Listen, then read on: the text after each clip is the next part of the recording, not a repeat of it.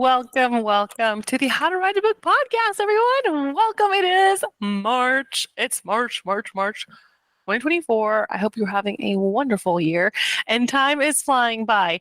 Some very cool things happening this month. We wrap out everyone who has just so wonderfully submitted their work in the Quill Hawk Publishing Contest. That was amazing. Also, if you didn't catch it, I was on Instagram Live with Tara Whitaker on the Instagram platform for Freelance Editors Club. It was awesome.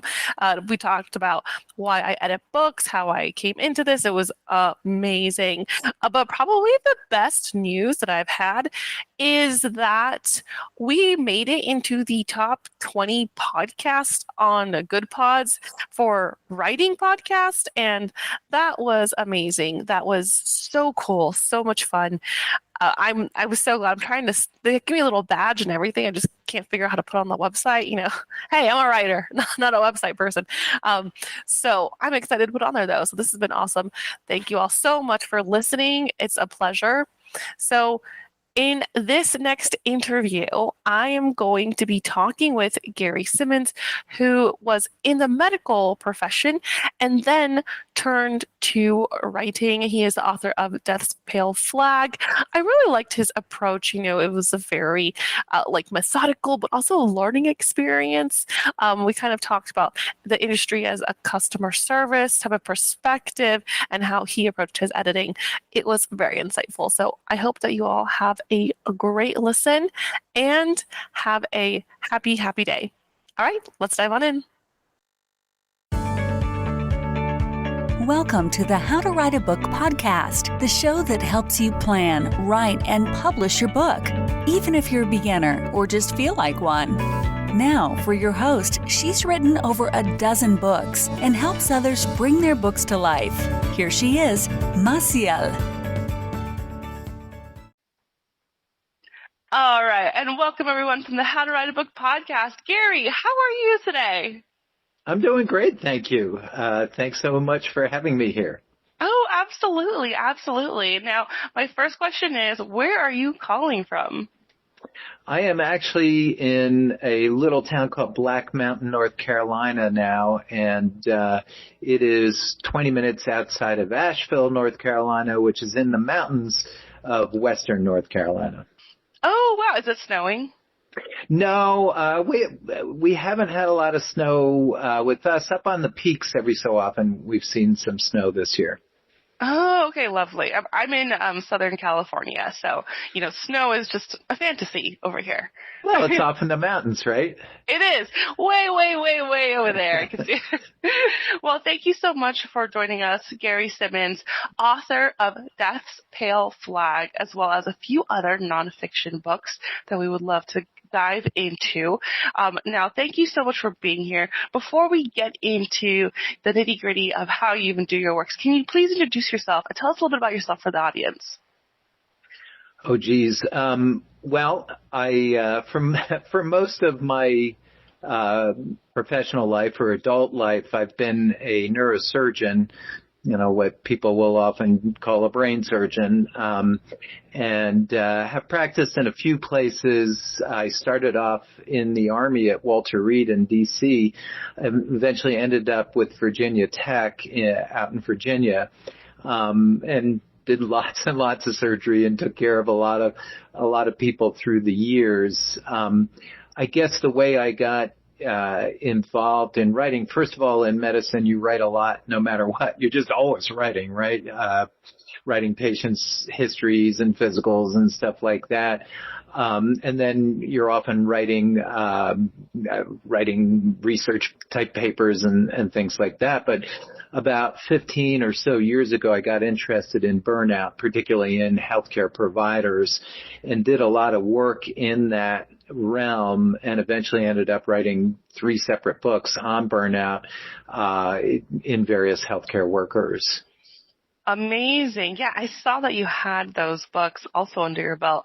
And that sounds totally what people need. I mean, not just, within the medical field, but I think that's so cool that you brought that to your field, because we're experiencing burnout throughout so many different industries, and you're bringing it specifically to those, who are helping others. So, I mean, it's so important. What would we do without medical professionals if they're burned out? I can't take care of myself. Well, yeah, they're telling us, whenever you look at the data right now, they're saying 50% of doctors are burned out, for example, and that doesn't bode well for, how you take care of your patients potentially. So that's why we saw it as something that we really wanted to attack. But you're absolutely right. This is not isolated just to healthcare professionals. I think we're all in this mile a minute world of, the modern day, and we're multitasking. We're being exposed constantly to information streams from 1,000 different angles. And I think it overloads all our circuits, to one degree or another. Yeah, absolutely. I 100% agree with that. Sometimes I just need to put everything away, and it's difficult because I work completely remotely. So, people can reach me. They should, or, quote unquote, should be able to reach me at certain points because you have my phone, I have my laptop. So yeah, definitely. That's a whole topic that we can dive into. So I would love to know about your first fiction book that you've launched, Death's Pale Flag. You want to go ahead and let us know, what is this book about? Sure. Excuse me if you bear with me a little bit in its genesis. Like I said, I was deeply immersed in the world of modern day neurosurgery and brain surgery. And it's a crazy world. It's a crazy world full of crazy things happening, amazing technology, a lot of tragedy, a lot of sorrow and despair, as well as, great heights at times. So through the years, I would jot down just observations and stuff, always intending to write a book about what it's like so that people really could get a glimpse into that world. And I guess there were a few motivations. One was just because I don't think a lot of people know what it's like. But also I always wanted to really impress upon people just how fragile everything is, how fragile our lives are, how easy everything that we cherish can be taken away. And so hopefully to appreciate it more and enjoy it more, kind of live for the day type of approach. And I thought, just seeing and hearing some of the stories might make that more real. And originally, I started writing another nonfiction book about it. All the other books are nonfiction. And it was just so boring.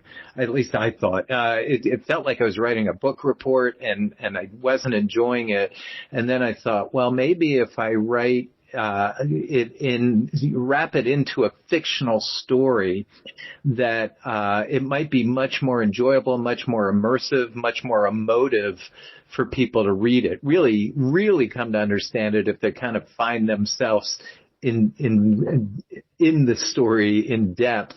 So I originally came up with this crazy plot. I got the book mostly written and decided, that one stinks, and I can't seem to make it move. And then I came up with the idea, frankly, of this concept that we in neurosurgery, at least, we spend a lot of time, and in the book we kind of used a metaphor, spend a lot of time on a bridge between life and death. And we see a lot of people crossing that bridge. We are witness to a lot of people crossing that bridge. And we try to pull as many back as we can, whether we're successful or not. We try our hardest. But I started playing with the idea that if you were a ghost, if there's a ghost world out there, I started thinking, if the paranormal world exists, if there are ghosts, and you are trying for one reason or the other to get across the bridge the other way or reach out to people on the other side, maybe one of the first people you would run into is somebody like a brain surgeon who's just always hanging around. So in the book, what happens is we follow a brain surgeon through kind of the normal paces, but he starts experiencing things that he doesn't believe are real. And at first he thinks they're hallucinations, but eventually he convinces himself that they're ghosts. And he doesn't know why, and they're beginning to frighten him. And this starts to really erode into his life and start to affect his work, and more importantly, affect his relationship with his wife and children, and things start to crash around that. That sounds just so intriguing. Now, before we continue, I know that we were talking about how you left surgery because there was, I guess, an echo, I believe, that you were hearing in your head. And I asked you if that was the inspiration for your book, but you said that those are not related. No, and when again, maybe I was just using wrong semantics. I got sick, really sick, 30 some years ago with a unusual disease where your immune system attacks the insulation of your nerves, ironically, the insulation of your nerves everywhere. And I was laid out for months, unable to do anything. Basically, I wasn't even, not thinking clearly, couldn't see straight, couldn't read, couldn't do anything. And luckily enough, if you survive it, it starts to, return to normal, although I would argue not completely to normal. I could notice certain things, particularly when I was really tired. And in the last few years, I was noticing these things more and more. And when I started, for example, getting double vision at times during an operation, or my hands would start feeling clumsy, I said to myself, well, you can't operate like this. So that's when I decided to step away. Okay. And do you feel like, that's a very traumatic event in your life. Do you feel like you were able to pull some of those emotions or how that affected you into your fictional work? Potentially, I think it all comes swirling in some big cauldron, right? All your experiences. I would argue probably that writing this book really pulled up a lot of emotions, not because of my own illness, but because of all the stuff I saw. And I'll be honest, there are times when I'd be writing a passage and tears are flowing, down my face, because it pulled back those memories of what people go through. And as I was saying, I really want to get across how fragile the world is, how fragile our lives are.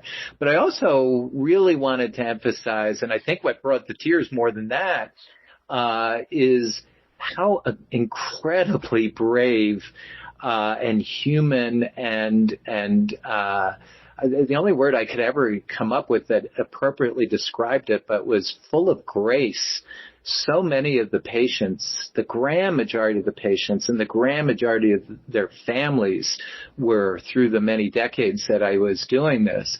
And so that was really easy to tap into those emotions. I didn't need my own illness. It was kind of like, wow, just remembering and recalling kind of the chills that you would get from these experiences made it very easy to write on. As a matter of fact, I wrote way too much. Originally it was like 250,000 words. And everybody told me, nobody's going to buy that. Your name's not Stephen King. So, I cut it way back to like 100,000. Oh, well, thank you for sharing that. Well, so that's going to lead directly to my next question. So you have, over 200,000 words. You've kind of put it together. You're really driving through. How do you cut back? What was that process like? I think I'm lucky or narcissistic enough that I don't mind reading my own stuff. I know a lot of people hate rewrites. I actually enjoy it almost every time I do it. Sometimes I really like the way I worded something, and sometimes I go, oh, that could really be improved. But the reality is I'm a rank amateur. I have no idea what I'm doing. I bought a bunch of books that talked about how you write. Probably one of the most beneficial thing to me was I did have, in the end, two separate developmental writers go through it and make suggestions. And oh my God, did that help an amazing amount, because, you're writing away there and you're thinking, the people will really get this, or this is really going to be exciting for them. And, you get a total outsider, number one, and people who know what they're doing, number two, to make some comments. And boy, it just felt like open field running after they would go through it. So, I would thoroughly recommend it, particularly if, like I said, you're an amateur like me and you're just dipping your foot into the fiction world. Yeah, it's so important to get feedback. We have this myth that exists in the writing world, which, is that solitary writer hunched over their desk with maybe like a candle next to them, and they're just going for it, and they're suffering until finally, this miracle of writing emerges from only their imagination. But one of the things that I've loved to learn over my years here is that it's so much wider than that. It's just like any other art where you should be getting feedback, get other eyes, learn from that feedback, keep growing, reiterate, rewrite, which is exciting. I also like rewriting too. It's getting stuff onto the page that's hard for me. But I 100% agree with you. The more input, the better. I think it's and I know it. Yeah. You have an insecurity for sure, right? I mean, I don't know about you, but you get this feeling of, oh my gosh, you're going to think I'm no good, or I'm an idiot, or I don't know or anything, I'm nuts or something, right? Or I'm nuts, and and so you have to kind of swallow that insecurity, I think, and accept constructive criticism. And boy, what are the developmental editors kind of had a mean side, they really took it to me, but in some ways that's the stuff that gets in. I don't need everybody telling me how lovely it is. They need to say, yeah, this is crap, get rid of that. And was that that's how you got rid of those extra couple thousand words? Yes and no. I think part of it is, one of the pieces of advice was, you don't have to tell everything. You don't have to lay every second of a incident, every part of a backstory, every piece of a person's biography out. That, as a matter of fact, and particularly for fiction, I think, people like to fill that in themselves. I think it makes it more effective if they can kind of place themselves in there. So if you just roll it all out, well then where do they fit in? It just becomes that book report again. So I thought that was really useful and allowed me to hack out a lot. That makes a lot of sense. I've seen that a lot within other writers of their manuscripts. And one of the things I suggest is okay, so you have all this backstory, all this information. Now go, cut out all the way until you feel like you've done too far, and take a little bit of a step back. Just a little bit. All that stuff needs to go. We will figure it out with the characters and weaving it in. So that's a great point. Yeah, I like that idea too. I like your idea there. That's probably the best idea is, be merciless. You can always add back in. Yeah, because you have it. You have the content, and you can always weave that back in. But definitely we don't, as readers, we're over here why do I have this biography that's going on?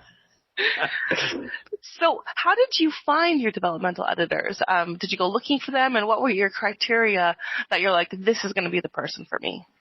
Luckily, I tapped into a couple of people who, are kind of in the business, and they made some suggestions. And interestingly, a couple of the main people that they suggested, thought that the books might be a little traumatizing. They had their own medical experiences. And I warn everybody up front, this is eyes wide open. What happens in the operating room and the ICUs and the ERs? There is death. There is, hard stuff in there. And so they actually ended up referring yet again, but anyway, landed on some really good people, I think. That's awesome. I love that you went looking for help, and then that help got you to the right people, because you're right, it's so important to get the right kind of person to read your work, that has an understanding of the genre or of the expectations, or can even just handle the topic. That's really powerful. Now, during this process, did you feel like, well, maybe some disempowering thoughts, or, oh, well, who am I to write type of thing? Any of those kind of thoughts hit you? Yeah, yes and no. In some ways, I think some of, it helps if you're writing the book at least somewhat for yourself, if that makes any sense. I mean, I really do want people to read it for, a couple of the reasons that I was talking about. I really want people to kind of see that world, understand it, recognize the fragility of life, recognize the bravery of their fellow people, and all that. And so, I do want a lot of people to read it. On the other hand, that book was going to get written no matter what. And so I think that helped, where I felt like, no matter what, even if I just leave it for my children, they, maybe they'll have a better understanding why their dad was such a dope, but, and kind of go from there. So that maybe gave me some freedom. The other thing, frankly, and, I have been well paid through the years. I don't need to survive on the book. So I'm not necessarily tied into have it make great sales, which might then feel like a lot of pressure, if that makes any sense. If I'm like, I have to sell this to make a lot of money, boy, that's a steep hill in the modern publishing world, right? There are very few who are going to make a great living out of their books. Mm-hmm. Yeah. So I guess that was somewhat empowering, because again, I could do it. I almost used it too as a learning process. I mean, I wanted to learn everything there was to writing a novel, and I certainly learned a lot about, agents and lack thereof, lack of interest in you and that sort of thing. That's so interesting that you've put into that perspective. Without having that extreme pressure, you wrote the book for yourself, and that's so important, because so many writers, I think this actually goes back to like burnout and overwhelm. We have so many different messages, YouTube, podcasting, blogs, and it says, well, here's how you can make this much money. Here's how you can make $1 million. Here's how you can do this. And I think that we lose sight of, why am I writing this book? Why do I love this story? And I think that that's an excellent reminder for everyone, that getting you through, pushing through on the story that you want to write. I mean, that can make all the difference to getting stuff done and having your work seen. So thank you for sharing that. Yeah, no, and it's like I said, when I was first writing it as a nonfiction book, it felt like work. Mm-hmm. When I started writing it as a novel and just putting a story out, all of a sudden I felt liberating. It just was a joy. Mm-hmm. And I actually loved doing it. My poor wife, part of me retiring early, I retired earlier than I had planned, but part of it was, I'm going to give much more time to my wife. She long suffering kind of a single mom, because I'd always be in the operating rooms, but I would sit down and start writing, and 8 hours later realize I hadn't stood up. And, oh no! Yeah, so it was just a joy. But it's also, I have that luxury of that's not going to be my sole income stream. If it was, I think I would feel more like this is work. God, mm-hmm. I'm working too hard. Yeah.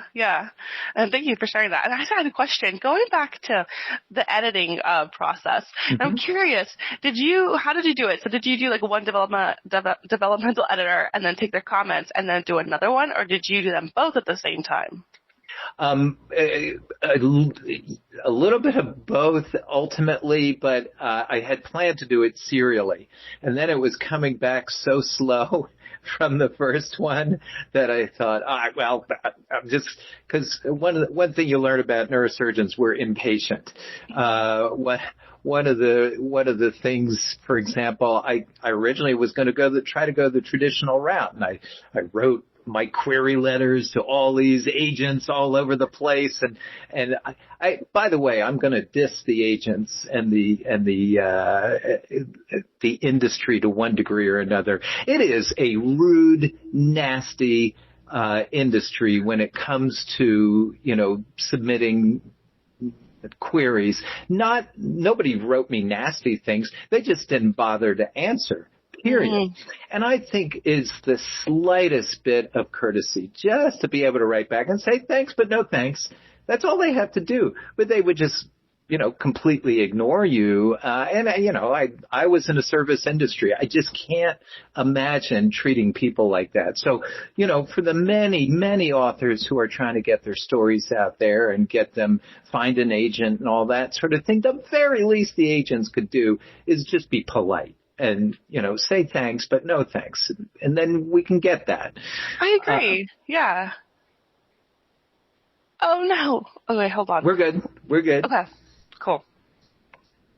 I agree, though. I 100% agree.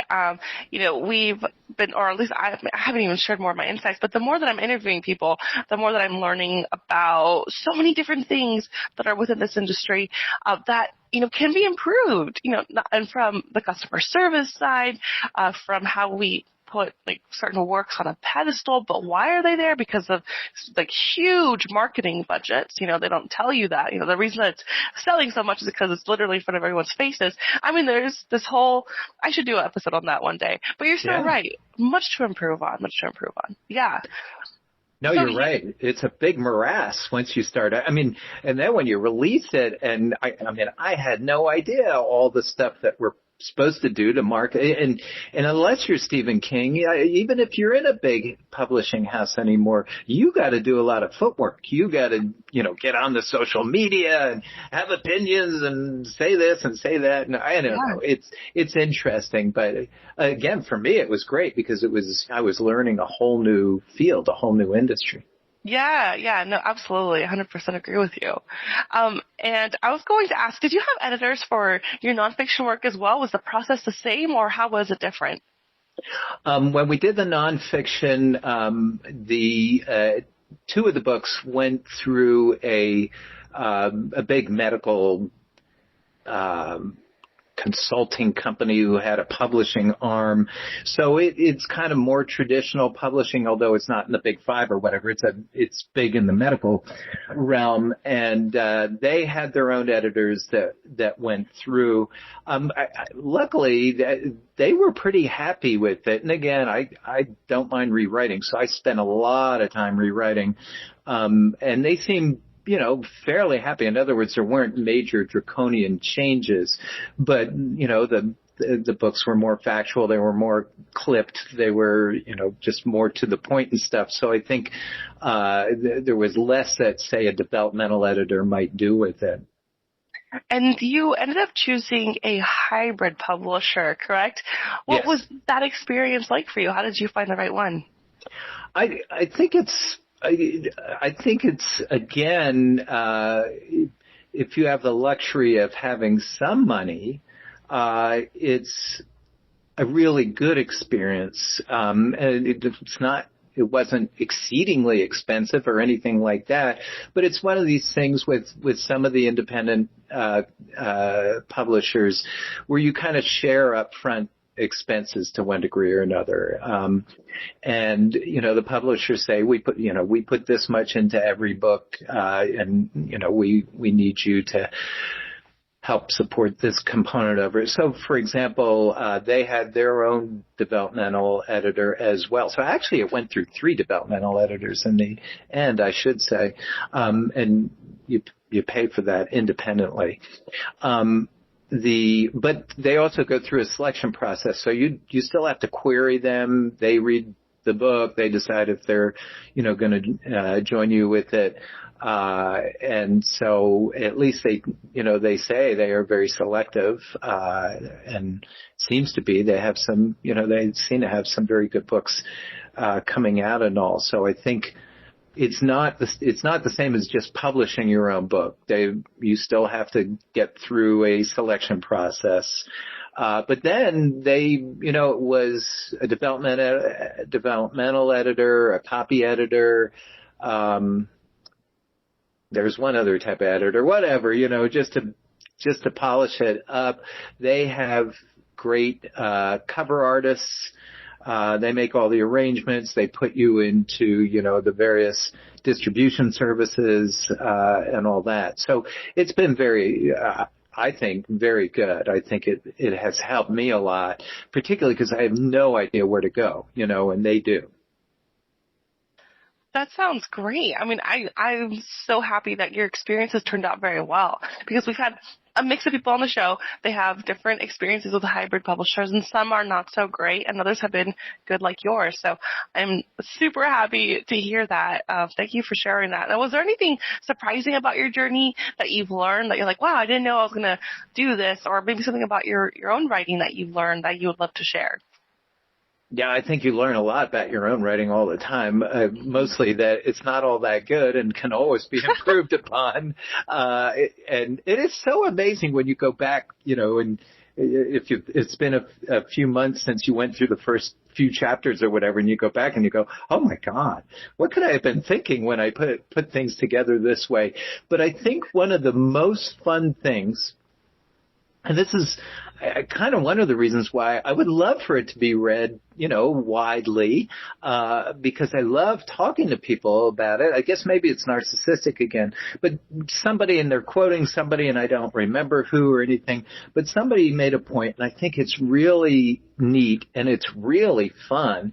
And that is that the minute you release your book to the public, the minute it goes out, it's not yours anymore.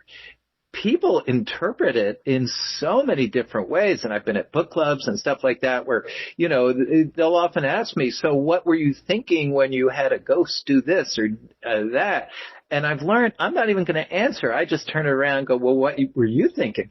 And it is really a wide range of responses to your story. And you begin to go, geez, I wonder if I was thinking that, if that was going on subconsciously or something. In fact, your idea is far better than my idea was.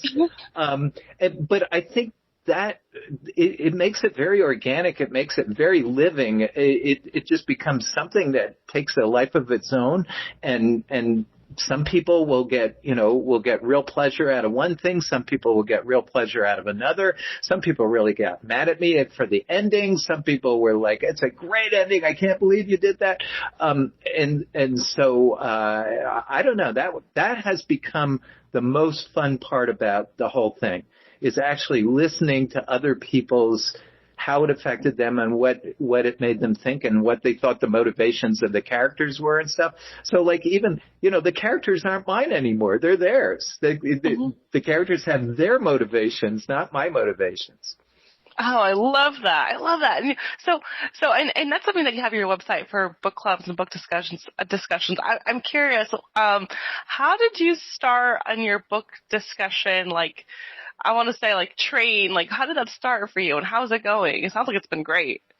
Yeah, it comes and it goes. Usually still, I wish there was, as a matter of fact, I was thinking of making my own website or podcast because I was looking for, I think this would be a great idea, and I don't see a lot of resources. Maybe I've just looked in the wrong place, but it would be nice to have a resource where book clubs across America log themselves in, said the type of people they would like to, and the type of genres, the type of books, and authors could contact them and say, yeah, we could do a book club together, because you could easily do a book club on Zoom, for example, if it's halfway across the country.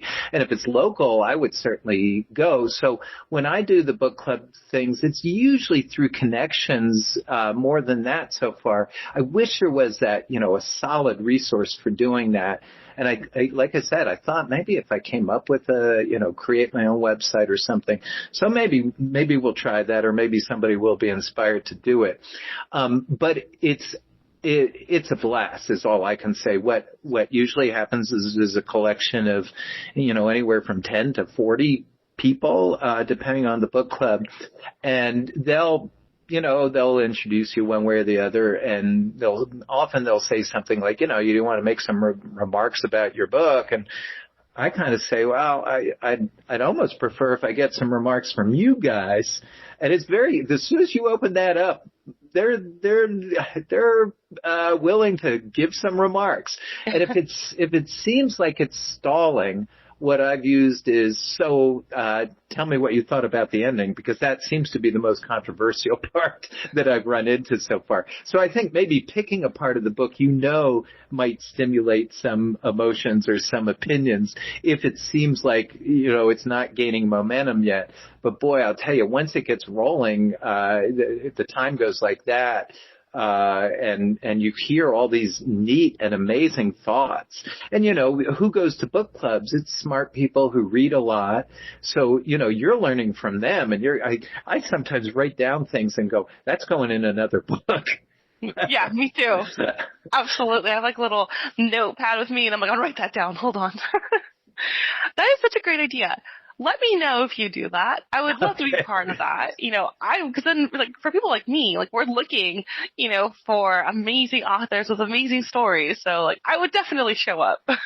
Yeah, I was hoping, on my own website, I was hoping that I put it in kind of, bold stuff. If you're a book club, contact me. I'm happy to do it. Not much has come through that, to be honest. So maybe not enough people are looking at the website, but it's mostly been through connections. But yeah, so far I have not found a really vital resource for doing that. And I think with all the amount of people out there writing and putting out books and all the book clubs out there, it could be a really beautiful marriage. Yeah, absolutely. I 100% agree with you. And it'd be a great resource. Yeah. So we are getting close to our time. So before we start to wrap out, I would love to know, is there a single tip or motivational tidbit that we haven't covered that you could share with our audience? I think we've actually probably covered the biggest one that I would throw out there, is probably two we've already covered, but one is get as much input as you can. We both thoroughly agreed on that one, but yeah, and it was nice to have true professionals, but also I got so much out of my daughter-in-law and my, a friend down the road and a fellow surgeon. And, in other words, don't be afraid to get it out there and really let people have at it, because, first of all, you don't have to obey everything they tell you. You can keep to what you want, but you will get some great ideas. And I think then the other thing is, if at all possible, try not to write for what you believe is going to be most popular. That very quickly might become boring. I think you write out of your heart and, try to get your heart onto the page. And there's a good chance people are actually going to find that far more moving and interesting. Thank you for sharing that. I agree. It's important to write from your heart. Definitely. Now, where can everyone find you and find your work? By far the easiest thing is just my website, which is just my name, Gary, G-A-R-Y-R, for my middle name. So it's Gary R. And it's spelled like Simonds, S-I-M-O-N-D-S. So it's GaryRSimonds.com. Awesome. Thank you so much. So this has been Gary R. It's Simonds, though, right? Like you say, it's Simonds? I pronounce it Simonds. It's about 50% of how people pronounce it. Awesome. Well, thank you so much, Gary.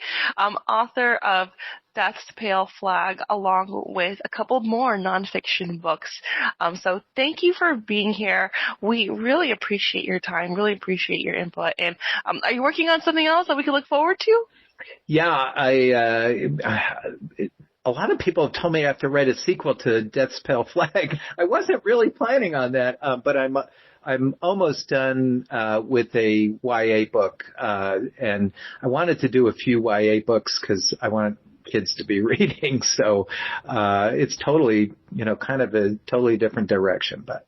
Oh, awesome. Well, let us know. We'd love to have you back on the show. Thank you. Well, thanks. Absolutely. Thank you so much, Gary, from the How to Write a Book podcast. This has been a pleasure. And thank you for spreading this message and for being part of the writing community. Truly my pleasure. And that's a wrap for today's episode of the How to Write a Book podcast. Thanks so much for tuning in, and I hope you enjoyed the conversation. If you want to keep up with me and my work, check out the website blackheartedstudios.com. That's www.blackheartedstudios.com. And follow me on Instagram at Massiel Writes. That's at MASSIEL Writes. As a book coach and publisher, I'm passionate about helping aspiring authors bring their stories to life. So if you've been dreaming of writing a book and don't know where to start, head to my website and let's chat. You get a free 30 minutes on me. Thanks again for listening, and don't forget to subscribe and leave a review. I'll see you in the next episode. Thanks.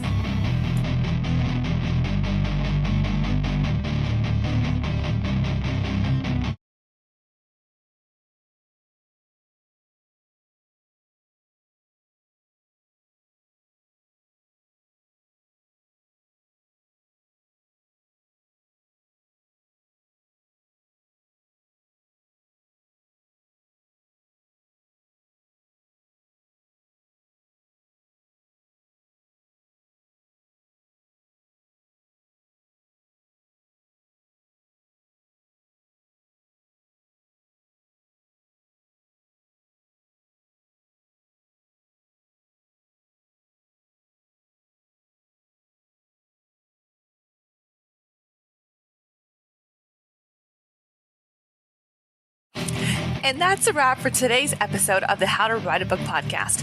Thanks so much for tuning in, and I hope you enjoyed the conversation. If you want to keep up with me and my work, check out the website blackheartedstudios.com. That's www.blackheartedstudios.com. And follow me on Instagram at Massiel Writes. That's at MASSIEL Writes. As a book coach and publisher, I'm passionate about helping aspiring authors bring their stories to life. So if you've been dreaming of writing a book and don't know where to start, head to my website and let's chat. You get a free 30 minutes on me. Thanks again for listening, and don't forget to subscribe and leave a review. I'll see you in the next episode. Thanks.